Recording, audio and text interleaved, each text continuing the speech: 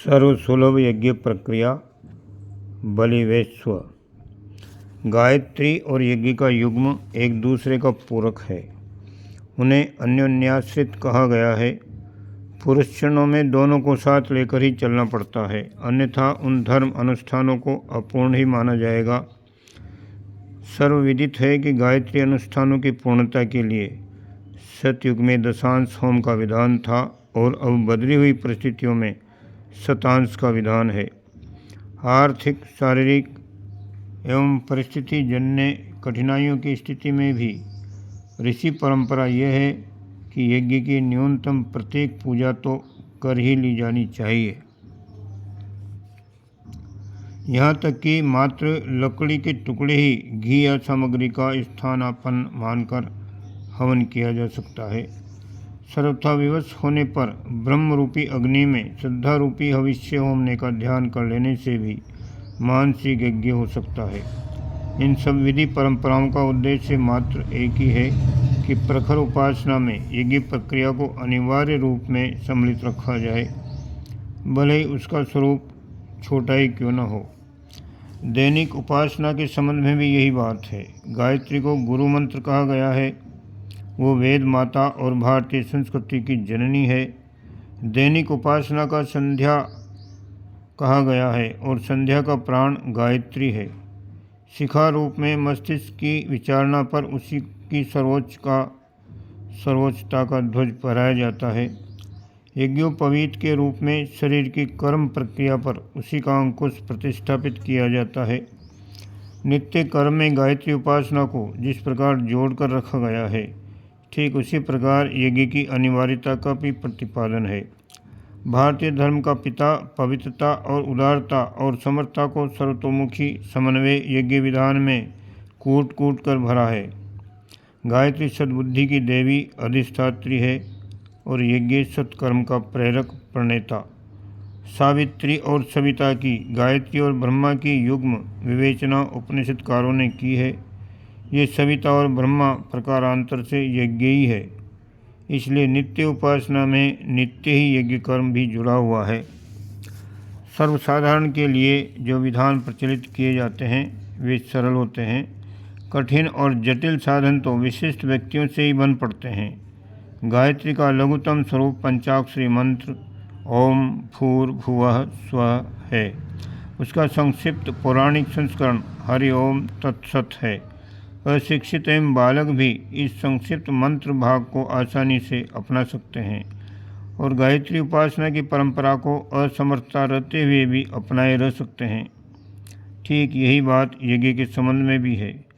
अव्यवस्था और विसंगतियों के इस जमाने में भी यज्ञ प्रचलन को किसी न किसी रूप में अपनाए रहने का आग्रह ये बताता है कि सत परंपराओं के ध्वंसावशेष अभी मौजूद हैं और उपयुक्त समय आने पर उसके पुनरुद्धार की संभावना मौजूद है। होली सामूहिक रूप से भी चलती है और संक्षेप में उसकी चिन्ह पूजा घर होली के रूप में भी होती है। प्रेत पितरों से लेकर देवी देवताओं की पूजा के लिए आग के अंगारे पर घी, शक्कर, लौंग आदि चढ़ाने और ज्योति जलाने के पीछे यज्ञ परंपरा का टूटा फूटा दर्शन है। धूप, लोबान, अगरबत्ती आदि जलाने के रूप में यज्ञ प्रक्रिया की स्मृति बनाए रहना ही उद्देश्य है। बच्चों के संस्कार, जन्मदिन, पर्व, त्यौहार, शुभारंभ जब भी होते हैं तब यज्ञ का कोई न कोई छोटा बड़ा प्रतीक देखने को मिलता है। जीवन की पूर्णाहुति अंत्येष्टि यज्ञ चिता के रूप में ही आयोजित की जाती है।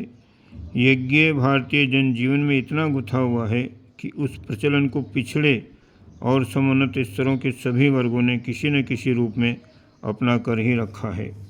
यज्ञ का अर्थ है पुण्य परमार्थ, उच्च कोटि का स्वार्थ ही परमार्थ है। उससे लोक कल्याण भी होता है और बदले में अपने को भी श्रेय, सम्मान, सहयोग आदि का लाभ होता है। गीताकार ने जीवन में यज्ञ तत्वज्ञान के समावेश करने पर बहुत जोर दिया है और कहा है कि यज्ञ विधा की उपेक्षा करने पर न लोक बनता है न परलोक। जो यज्ञ से बचा हुआ अन्न खाते हैं वे सब पापों से छूट जाते हैं और जो अपनी उपलब्धियों को अपने लिए ही खर्च कर लेते हैं वे पाप ही खाते हैं।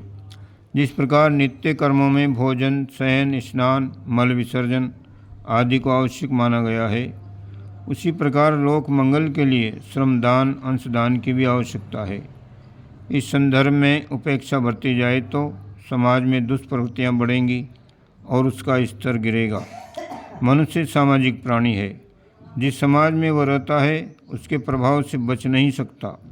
इसलिए आत्मकल्याण का प्रयोजन पूरा करने के लिए भी अपनी जीवनचर्या में यज्ञ विद्या को सम्मिलित रखकर चलना चाहिए और उसे यदा कदा नहीं, नित्य नियमित रूप से करना ही चाहिए। दैनिक बलिवेश्व प्रक्रिया के 5 विभागों को 5 महायज्ञ कहा गया है।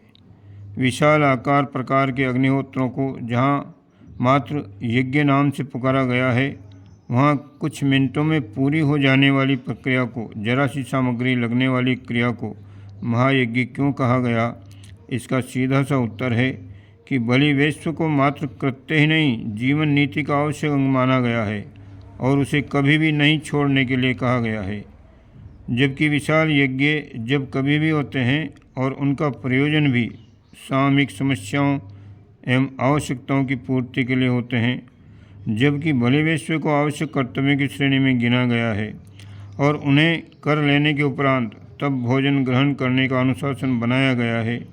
साथ ही उसकी परिणति का प्रतिफल भी बहुत आकर्षक बताया गया है। बलिवेश्व की गणना दैनिक अग्निहोत्र में की गई है और हर व्यक्ति के लिए इसे अनिवार्य घोषित किया गया है। शास्त्रों के अनुसार दैनिक संध्या वंदन की तरह प्रातः सायं जो आहुतियाँ दी जाती हैं उन्हें अग्निहोत्र कहते हैं। प्रातः यज्ञ को सूर्योपासना और सायंकालीन को अग्नि साधना कहा गया है। अग्नये एवं सायं सूर्याय प्रातः एव वे अग्निहोत्र जुहोति शतपथ ब्राह्मण में कहा गया है। प्रातः सूर्य के लिए और सायं अग्नि के लिए यजन किया जाता है। सूर्य को ज्ञान का और अग्नि को कर्म का प्रतीक माना गया है। शतपथ ब्राह्मण में कहा है, जो भी व्यक्ति विश्वदेव यज्ञ करता है वह अग्नि ही हो जाता है और अग्नि के सायुज्य और सालोक्य को प्राप्त करता है। प्रातःकाल एवं सायंकाल भोजन से पहले बलिवेश्व एवं यज्ञ करना चाहिए, अन्यथा पाप भाजन बनना पड़ता है। बिना बलिवेश्व किए हुए अकेले भोजन करने वाला पाप खाता है, अर्थात पाप का ही भागी बनता है। शास्त्र तो यहाँ तक कहता है कि बलिवेश्व देव करने तक की असमर्थता हो तो मात्र जल से हवन कर लेना चाहिए। बलिवेश्व देव की इस शास्त्रीय परंपरा के पीछे एक ही तथ्य समझ में आता है कि समाज में बहुत से प्राणी ऐसे हैं जिन्हें अपने जीवन निर्वाह योग्य साधन के लाले पड़े रहते हैं। ऐसे प्राणियों की भोजन व्यवस्था हेतु साधन संपन्नों को उदारता बरतनी पड़ती है। बलिवेश्व देव द्वारा ऐसे ही निरीह प्राणियों को पोषण प्राप्त होता है। हवन के सूक्ष्म प्राणयुक्त अंश से उन्हें पोषण मिलता है। बलिवेश्व देव के पीछे उसके कर्ता की यही भावना दिखाई पड़ती है। जिनके माता पिता और बंधु बांधव नहीं होते हैं या अन्न की व्यवस्था नहीं है, उन सब की तृप्ति के लिए मैं अन्न प्रदान करता हूँ, बलिवेश्व देव करता हूँ। प्रतिदिन आहुतियाँ देकर इन कर्तव्यों की पूर्ति करते रहने की प्रतिज्ञा दोहराई जाती है। पहले यज्ञ परमार्थ, पीछे निस्वार्थ निर्वाह स्वार्थ। ये रीति नीति भारतीय धर्म अनुयायियों की रही है। उसे विस्तृत न होने देने, विस्मृत न होने देने, नित्य व्यवहार में लाने की प्रेरणा प्राप्त करने के लिए भी ये दैनिक अग्निहोत्र की प्रथा परंपरा है। उससे देव अनुग्रह और आत्मकल्याण का लाभ होता ही रहता है। बलिवेश्व का तत्वदर्शन।